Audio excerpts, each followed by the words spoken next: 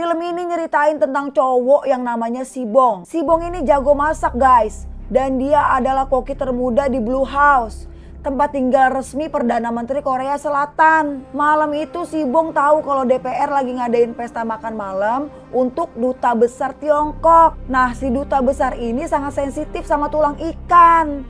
Jadi Sibong disuruh buat nyiapin masakan ikan tanpa tulang ya guys. Sibong ikutin perintah mereka dan langsung mulai masak nih guys. Udah malam dan makan malam juga udah siap dan disajiin untuk duta besar. Tapi sayangnya pas anak buah duta besar itu ngegigit ikannya, dia nemuin kail di dalamnya guys. Waduh, Sibong dalam bahaya nih guys. Beberapa penjaga ngegeledah tempat tinggalnya. Datanglah polisi ke apartemen Sibong buat meriksa kasus ini. Sibong tahu dia dalam masalah.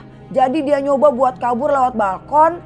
Polisi pun usaha keras buat nangkep dia guys. Sampai akhirnya Sibong loncat dari balkon dan jatuh ke kolam renang di bawahnya. Kepalanya kebentur lantai kolam renang guys. Dan gak tahu gimana, tiba-tiba pas dia jatuh ke kolam, ada cewek yang berenang ke arah dia terus langsung nyium bibirnya Sibong guys. Pas Sibong kebangun, tiba-tiba dia bingung ada di mana. Sibong ngerasa ada yang gak beres nih. Dia langsung ngacak guys. Dia kaget banget kenapa mukanya berubah jadi perempuan.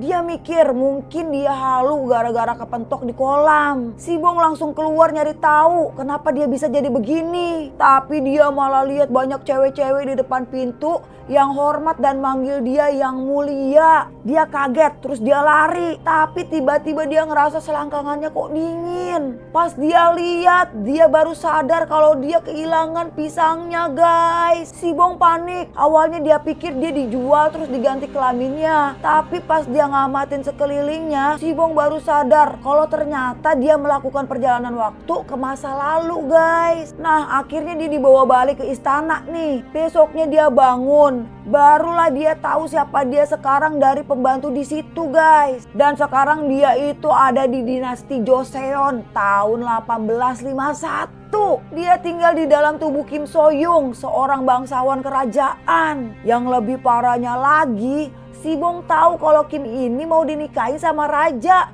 dan bakal jadi ratu beberapa hari lagi guys. Si pembantu ini juga ngejelasin kalau tubuhnya itu kemarin ditemuin ngambang di danau gara-gara kecelakaan. Untungnya penjaga nemuin dan akhirnya dibawa balik ke istana. Sibong mikir mungkin roh dia sama rohnya si Kim ini ketuker. Dan mungkin juga dia bisa balik lagi kalau nyebur ke danau guys. Sibong langsung minta diantar ke danau karena dia mau balik lagi ke masanya. Tapi sayangnya rencananya gagal karena danaunya kering guys. Ternyata si Ratu Agung merintahin para pelayan istana buat ngeringin danau supaya nggak ada yang jatuh lagi ke situ. Sibong kecewa guys, tapi dia tetap yakin kalau cuma air yang bisa bawa dia balik lagi ke masanya. Jadi dia mati-matian nyoba nenggelemin dirinya di air mana aja yang dia temuin. Dia juga masukin kepalanya ke dalam ember buat ngepel guys. Tapi semua usahanya gagal. Berapa hari kemudian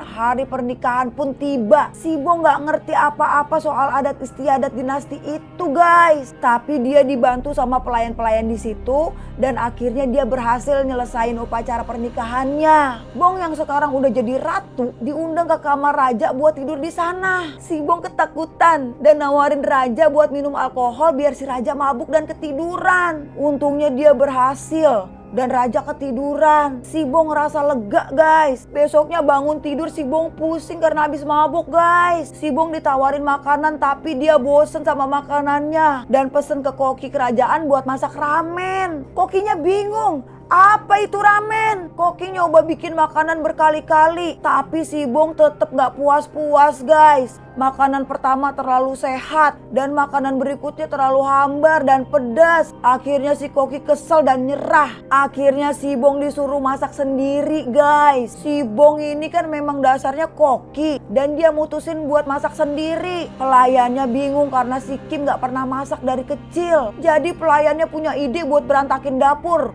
supaya si Kim gak jadi masak. Tapi pelayannya dibikin kaget pas ngelihat si Kim motong sayuran dengan cepat dan sempurna guys. Akhirnya dia masak ramen yang enak nih. Si Bong ngebawa ramen itu ke kamarnya dan makan bareng sama pelayan-pelayannya. Pas balik ke dapur, si Koki iri sama kemampuan masak si Bong. Si Royal Chef nyobain sisa makanan di dalam panci. Dan begitu dia nyobain, dia terpesona. Kok bisa seenak ini? Sampai dia ngejatuhin sendoknya karena kaget guys. Setelah pertemuan penting tersebut, Bong tiba-tiba dapat ide nih. Dia baru sadar kalau dia bisa dengan gampang menangin hati keluarga kerajaan dengan kemampuan masaknya. Ratu Agung ngeringin danau. Jadi kalau si Bong bisa nyenengin dengan makanan, dia mungkin setuju buat ngisi ulang danau itu. Si Bong langsung balik ke dapur. Tapi si koki kerajaan yang cemburu nolak dia buat nyiapin makanan untuk Ratu Agung. Si Bong kesel dan nantang si koki buat lomba masak cepet. Koki kerajaan awalnya nggak mau, tapi akhirnya tantangan diterima gara-gara kokinya diledekin sama si Bong guys.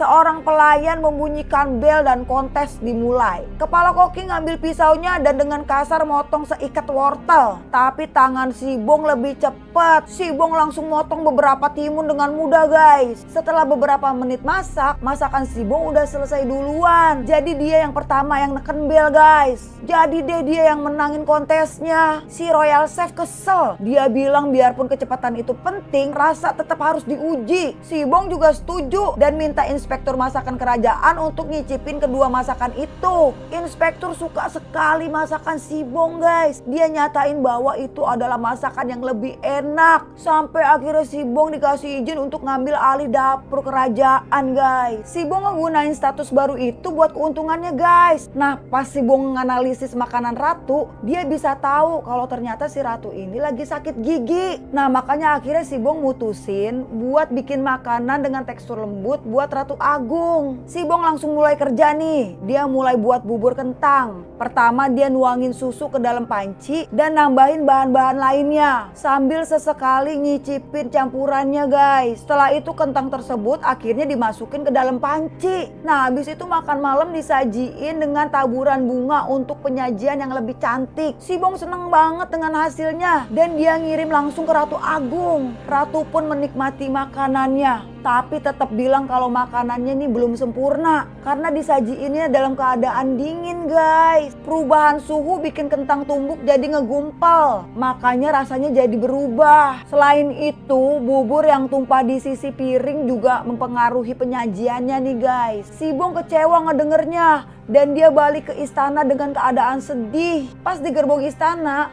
si Bong nanya apa ada cara lain buat nganterin makanan ke Ratu Agung. Gak lama kemudian dia dapat ide cemerlang guys. Si Bong ngejahit kain dan nyuruh pelayannya nganterin kain itu beserta beberapa instruksi kepada para insinyur kerajaan. Dengan arahan si Bong, para insinyur ngebikin gerbong khusus pengiriman makanan yang semua sisinya ditutup rapi pakai kain. Sementara itu si Bong nyiapin beberapa makanan lezat dan meminta para pelayan mengantarkannya menggunakan lemari berdesain baru. Ratu Agung nerima makanan hangat dan langsung memakannya tanpa sisa guys. Akhirnya para insinyur balik lagi ke si Bong dan nyampein kabar baik karena penemuan tersebut terbukti sukses. Beberapa hari kemudian raja bikin pesta besar dan mengundang tamu-tamu penting dari seluruh negeri guys. Sayangnya para juru masak jatuh sakit pada hari perjamuan dan dapur kerajaan kekurangan staf. Si Bong tahu hal ini dan mutusin buat ngebantu guys. Dia menyelinap keluar dari jamuan makan dan masuk ke dapur. Si Bong tahu nih kalau bahan-bahan di dapur tuh hampir habis karena bahan makanan yang seharusnya diantar hari itu nggak datang. Dengan bahan seadanya, Bong nggak punya pilihan selain berkreasi guys. Sang ratu bersama para pelayannya nyiapin hidangan kentang yang sederhana namun unik. Si Bong ngupas dan ngebungkus kentang lalu digoreng sampai garing dan renyah guys. Para tamu awalnya ngerasa nggak seneng saat melihat hidangan pertama karena mereka berharap sesuatu yang lebih berkelas buat jamuan makan kerajaan. Tapi begitu mereka nyobain makanan itu, mata mereka berbinar-binar ngagumin rasanya guys. Mereka suka banget sama rasanya. Hidangan kedua Bong sedikit lebih rumit lagi karena nggak ada daging di dapur. dapur. Dengan kreatif dia ngegunain kacang untuk bikin burger vegetarian dengan tambahan tomat guys. Si Bong seneng dengan penemuannya dan dinamain McDonald's. Ya bener, dia terinspirasi dari McDonald guys. Makanan kentang ini jadi sukses banget guys. Para tamu nikmatin masakannya. Untuk hidangan terakhir,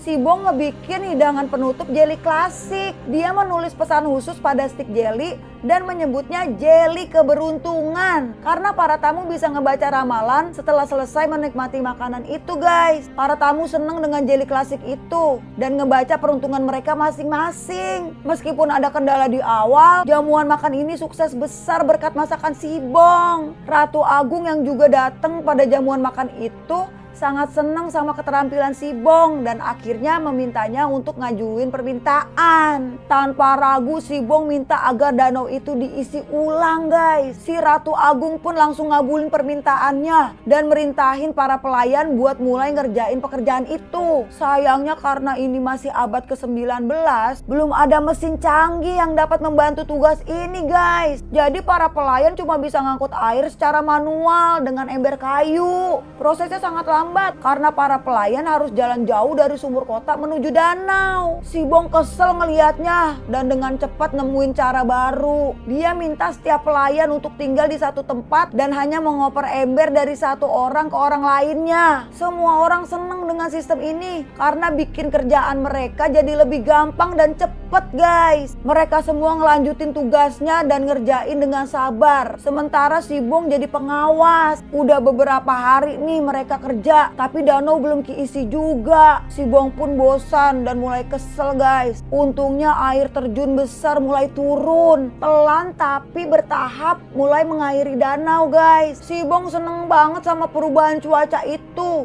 Dia nari kegirangan di bawah hujan. Beberapa jam kemudian danau itu terisi dan si Bong menuju ke tepian. Dia nulisin namanya di batu penjuru. Setelah itu dia melompat ke danau dan tenggelam di bawah air. Seperti yang dia lakuin di awal film guys. Nah pas si Bong terbangun, dia kaget ngelihat dirinya ada di rumah sakit dan ada seorang petugas tidur beberapa meter dari tempat tidurnya. Dia diam-diam nyoba kabur keluar, tapi petugas itu kebangun dan ngejar dia. Si Bong berhasil lari, tapi dua petugas lainnya muncul dan menyudutkannya. Karena putus asa, si Bong lompat turun dari platform yang tinggi dan terus lari dari orang-orang itu. Setelah berhasil kabur, dia menuju ke perpustakaan umum dan mencari buku sejarah. Di sana dia nemuin catatan tentang dinasti Joseon dan langsung tersenyum mengetahui bahwa dia kini telah menjadi bagian dari sejarah itu guys. Tapi pas lagi asik bernostalgia,